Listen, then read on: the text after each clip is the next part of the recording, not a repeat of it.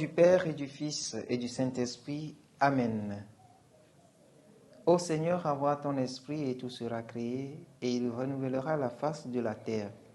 De l'évangile de Jésus-Christ selon saint Matthieu, chapitre 25, versets 1 à 13. En ce temps-là, Jésus disait à ses disciples cette parabole. Le royaume des cieux sera comparable à 10 jeunes filles invitées à des noces qui prirent leurs lampes pour sortir à la rencontre de l'époux. 5 d'entre elles étaient insouciantes et 5 étaient prévoyantes. Les insouciantes avaient pris leurs lampes sans emporter d'huile, tandis que les prévoyantes avaient pris avec leurs lampes des flacons d'huile. Comme l'époux tardait, elles s'assoupirent toutes et s'endormirent. Au milieu de la nuit, il eut un cri. Voici l'époux, sortez à sa rencontre. Alors toutes ces jeunes filles se réveillèrent et se mirent à préparer leurs lampes. Les insouciantes demandèrent aux prévoyantes, donnez-nous de votre huile, car nos lampes s'éteignent. Les prévoyantes leur répondirent, jamais cela ne suffira pour nous et pour vous. Allez plutôt chez les marchands, vous en achetez.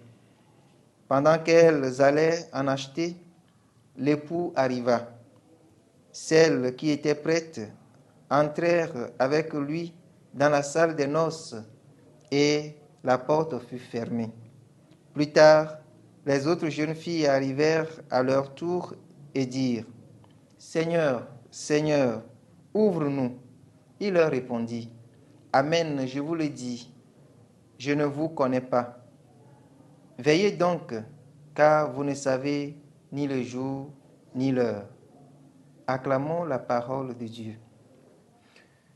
Chers frères et sœurs en Christ, en ce vendredi 1er septembre 2023, vendredi de la 21e semaine du temps ordinaire, année liturgique A, le Seigneur nous invite à l'attitude de veille. Nous sommes dans un monde où il n'est pas facile d'être soi-même et d'être fidèle aux principes de la vie chrétienne. Tout porte à croire qu'il faut s'accommoder à tout et vivre comme on veut, tout en écrasant le droit, la justice et en épousant la débauche, la convoitise, qui sont des réalités contraires à la sainteté de vie. Or, nous sommes tous pèlerins en marche vers le règne de Dieu, qui viendra à l'improviste.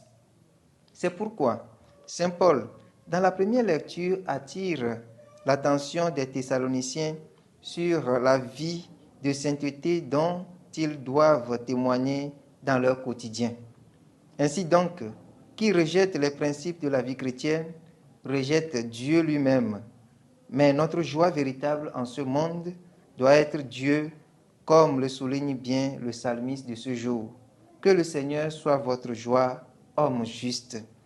L'évangile de ce jour poursuit en nous invitant à une attitude de veille, car nous ne savons à quel moment le règne de Dieu, l'époux que nous attendons tous à la manière des vierges sages, arrivera.